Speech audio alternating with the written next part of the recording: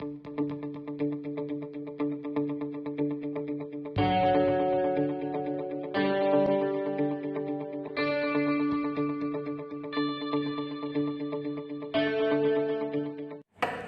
children.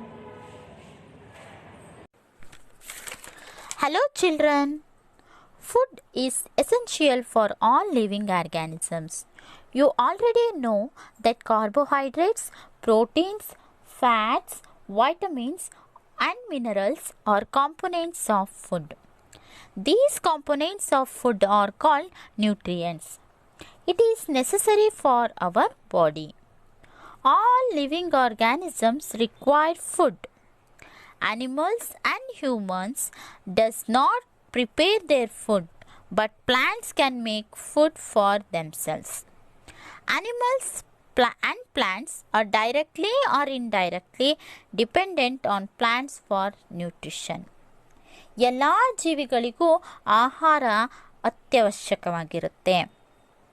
Carbohydrate, protein, ಕೊಬ್ಬು, vitamin ಮತ್ತು ಖನಿಜಗಳು ಇವುಗಳನ್ನು ನಾವು ಆಹಾರದ ಘಟಕಗಳು ಅಂತ ಕರಿತೀವಿ. ಪ್ರತಿಯೊಂದು ಭೂಮಿಯ ಮೇಲೆ ಇರುವಂತಹ ಎಲ್ಲ ಜೀವಿಗಳಿಗೂ ಕೂಡ ಆಹಾರ ಅನ್ನೋದು ಅತ್ಯವಶ್ಯಕವಾದಂತಹ ಒಂದು ಭಾಗವಾಗಿರುತ್ತೆ. ಸಸ್ಯಗಳು ತಮ್ಮ ಆಹಾರವನ್ನು ತಾವೇ ತಯಾರಿಸ್ಕೊಳ್ತವೆ. ಆದರೆ ಮಾನವನೂ ಸೇರಿದಂತೆ ಎಲ್ಲ ಪ್ರಾಣಿಗಳಿಗೂ ಇದು ಸಾಧ್ಯ ಆಗೋದಿಲ್ಲ. ಅವು ಸಸ್ಯಗಳಿಂದ ಅಥವಾ ಸಸ್ಯವನ್ನು ತಿನ್ನುವಂತಹ ಪ್ರಾಣಿಗಳಿಂದ ಆಹಾರವನ್ನು ಪಡ್ಕೊಳ್ಳುತ್ತೆ. ಹೀಗೆ ಮಾನವರು ಮತ್ತು ಪ್ರಾಣಿಗಳು ಆಹಾರಕ್ಕಾಗಿ ಪ್ರತ್ಯಕ್ಷವಾಗಿಯೂ ಅಥವಾ ಪರೋಕ್ಷವಾಗಿ ಸಸ್ಯಗಳನ್ನು ಅವಲಂಬಿಸಿರುತ್ತೆ. Now let us start the very first lesson, that is nutrition in plants. ಇಂದಿನ ತರಗತಿಯಲ್ಲಿ ನಾವು ಸಸ್ಯಗಳಲ್ಲಿ ಪೋಷಣೆ ಎಂಬಂತಹ ಅಧ್ಯಾಯದ ಬಗ್ಗೆ ತಿಳಿದುಕೊಳ್ಳೋಣ. Then what is nutrition? ನಾವಿವಾಗ ನ್ಯೂಟ್ರಿಷನ್ ಅನ್ನೋದನ್ನು ನೋಡಿದ್ವಿ. ಆಹಾರ ಎಲ್ಲ ಪ್ರಾಣಿಗಳಿಗೂ ಅವಶ್ಯಕತೆ ಇದೆ ಅಂತ ನೋಡಿದ್ವಿ. ಅದರಲ್ಲಿ ನ್ಯೂಟ್ರಿಷನ್ಸ್ ಇರುತ್ತೆ ಅಂತ ನೋಡಿದ್ವಿ. ಹಾಗಾದರೆ nutrition, what is nutrition? Nutrition is the mode of taking food by an organism and its utilization by the body. ಏನು ನ್ಯೂಟ್ರಿಷನ್ ಅಂದರೆ ಅಥವಾ ಪೋಷಣೆ ಅಂದರೆ ಏನು ಅಂತಂದರೆ, ಒಂದು ಜೀವಿಯು ಆಹಾರವನ್ನು ಪಡೆಯುವಂತಹ ಮತ್ತು ದೇಹದಲ್ಲಿ ಅದನ್ನು ಬಳಸಿಕೊಳ್ಳುವಂತಹ ವಿಧಾನವನ್ನು ನಾವು ಪೋಷಣೆ ಅಂತ ಕರಿತೀವಿ. ಯಾವುದಾದ್ರೂ ಒಂದು ಜೀವಿಯು ಆಹಾರವನ್ನು ಹೇಗೆ ಪಡ್ಕೊಳ್ಳುತ್ತೆ ಮತ್ತು ಅದನ್ನು ದೇಹದಲ್ಲಿ ಹೇಗೆ ಬಳಸ್ಕೊಳ್ಳುತ್ತೆ ಅನ್ನೋದನ್ನು ನಾವು ಪೋಷಣೆ ಅಂತ ಕರಿತೀವಿ. Nutrition is the mode of taking food by an organism and it's utilisation by the body.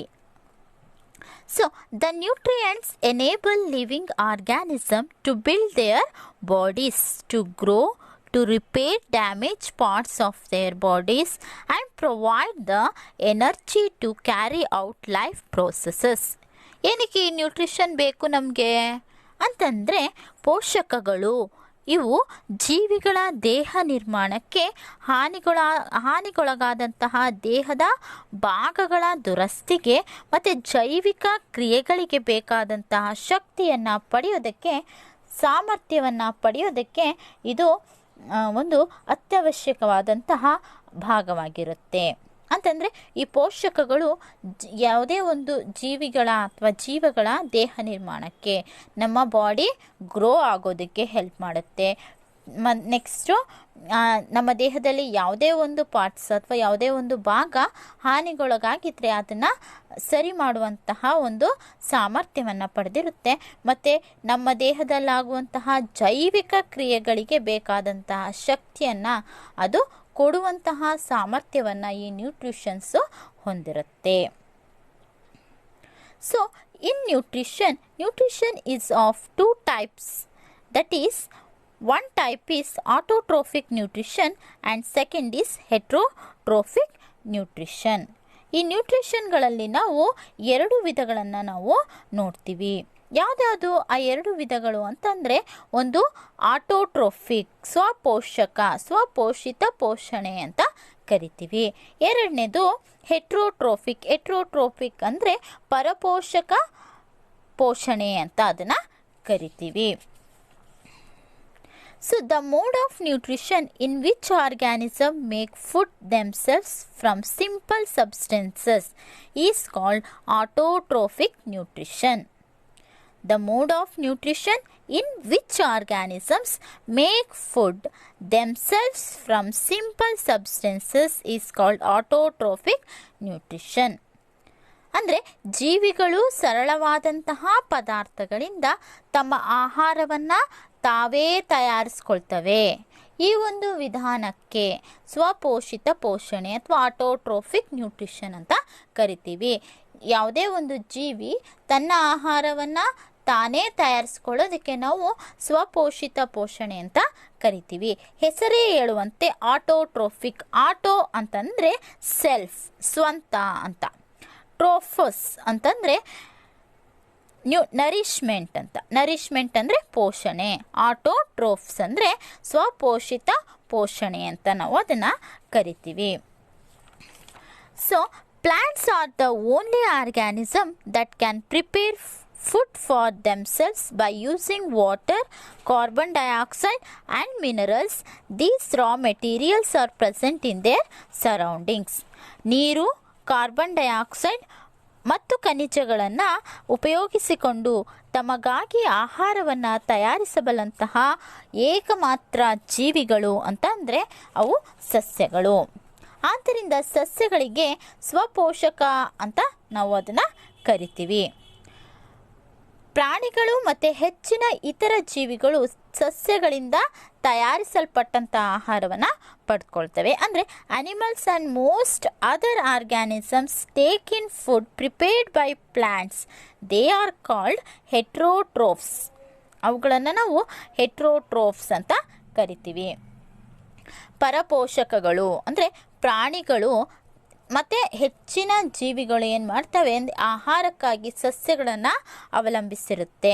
ಇವುಗಳನ್ನು ನಾವು ಪರಪೋಷಕಗಳು ಅಂತ ಕರಿತೀವಿ. Now let us see how organism produce the food. ನಾವೀಗ ಜೀವಿಗಳು ಆಹಾರವನ್ನು ಹೇಗೆ ಪಡೀತವೆ ಅನ್ನೋದನ್ನು ನೋಡೋಣ. So leaves are the food factories of plants. Therefore, all the raw materials must reach the leaf. Water and minerals present in the soil are absorbed by the roots and transported to the leaves. Carbon dioxide from air is taken in through the tiny pores present on the surface of leaves.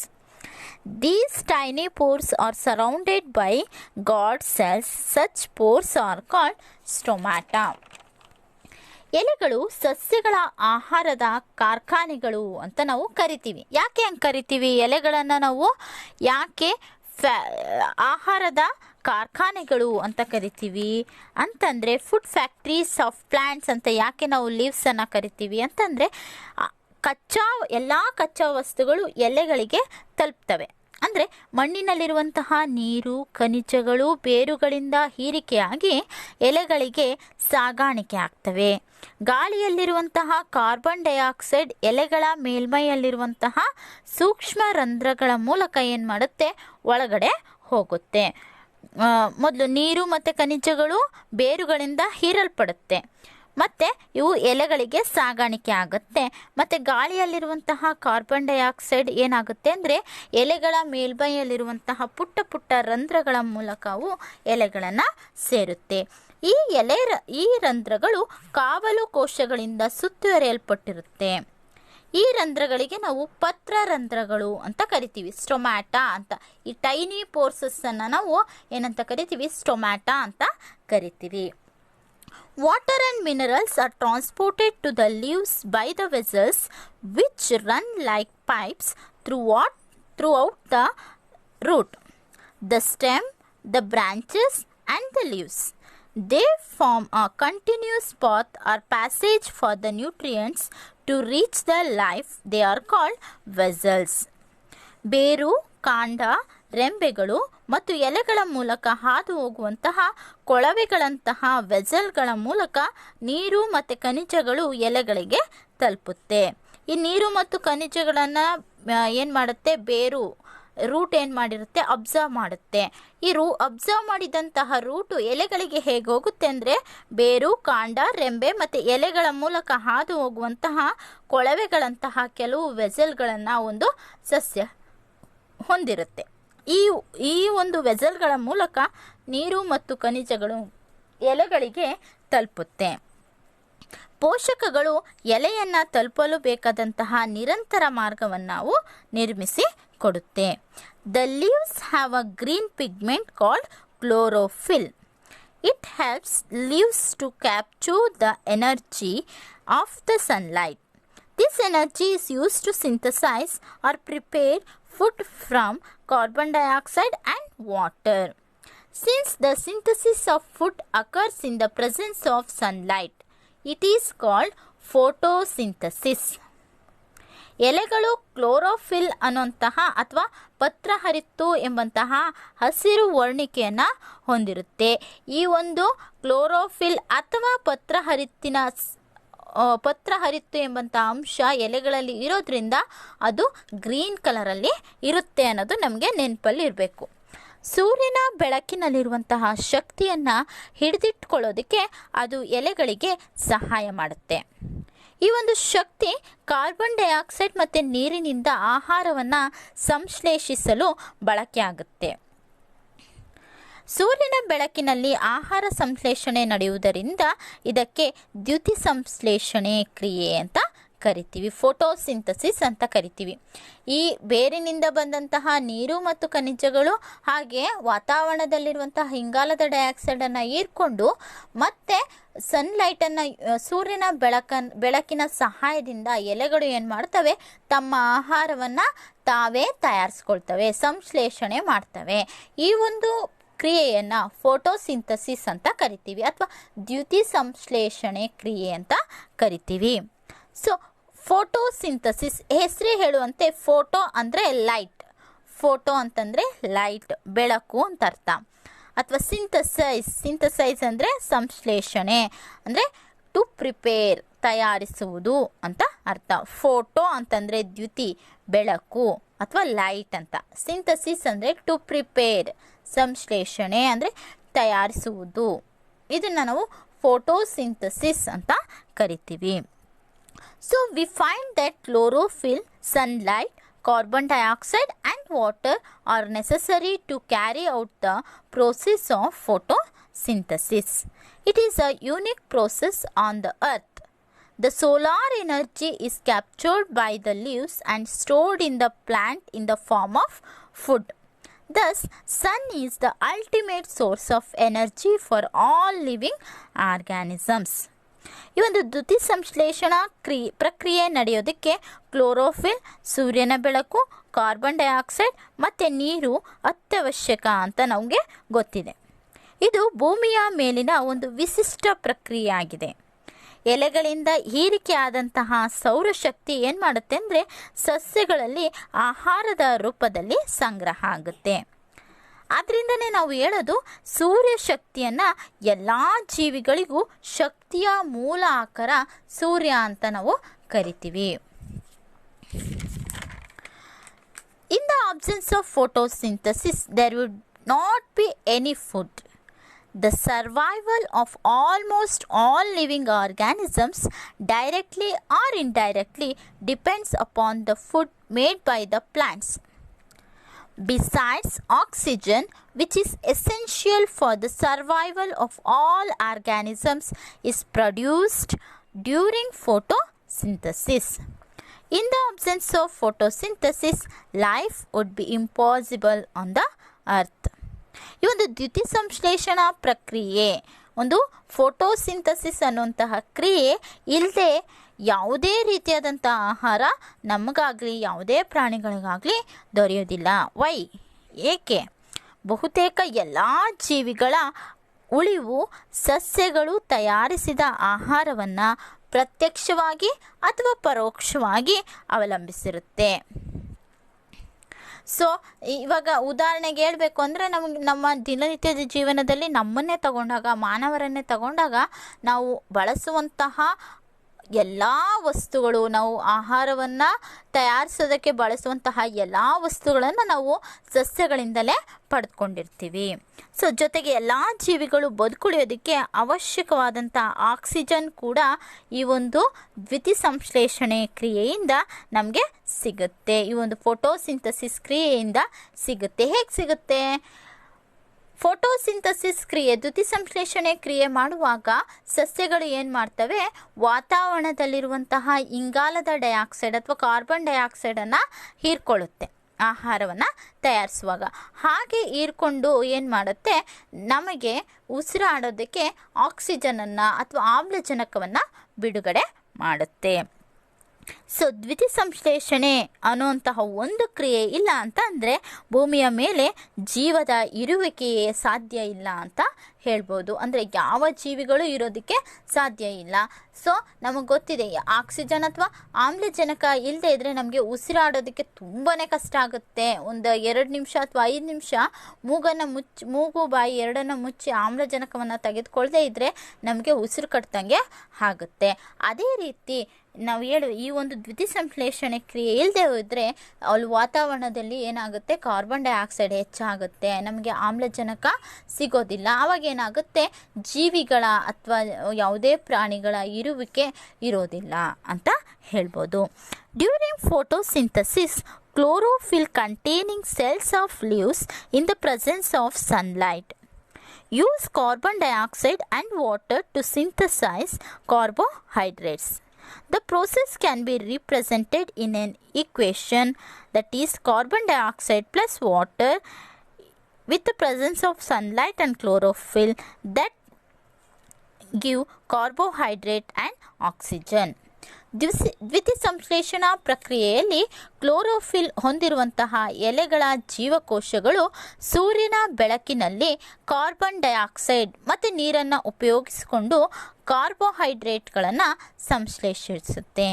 ಈ ಒಂದು ಪ್ರಕ್ರಿಯೆಯನ್ನು ನಾವು ಕೆಳಗಿನ ಸಮೀಕರಣದ ಮೂಲಕ ಸೂಚಿಸ್ಬೋದು. ಏನು ಅಂದರೆ, carbon dioxide ಮತ್ತು ನೀರು ಏನು ಮಾಡುತ್ತೆ ಅಂದರೆ ಸೂರ್ಯನ ಬೆಳಕು ಮತ್ತು ಕ್ಲೋರೋಫಿಲ್ ಇವುಗಳ ಸಹಾಯದಿಂದ ಕಾರ್ಬೋಹೈಡ್ರೇಟ್ ಮತ್ತು ಆಕ್ಸಿಜನನ್ನು ಬಿಡುಗಡೆ ಮಾಡುತ್ತೆ. During the process oxygen is released.